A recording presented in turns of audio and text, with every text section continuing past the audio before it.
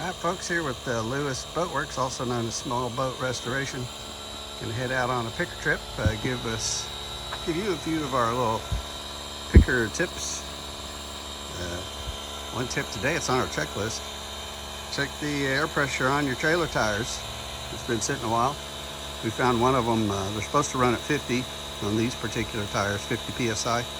Found one of them down at 19, the other one's still at 32.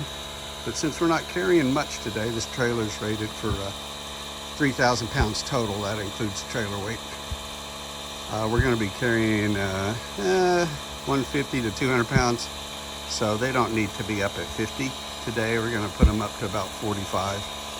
Should be a little smoother ride going down the interstate.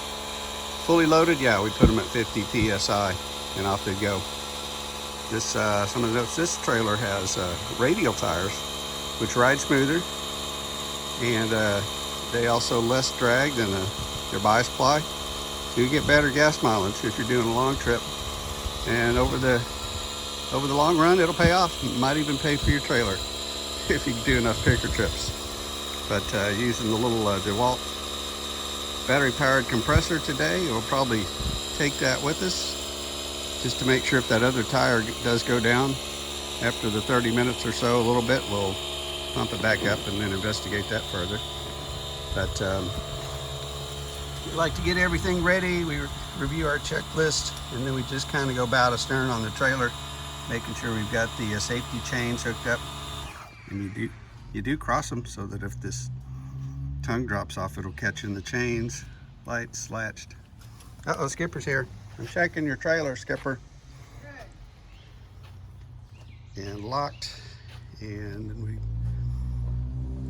hauling the dolly, pumping up the tires, and they're coming back.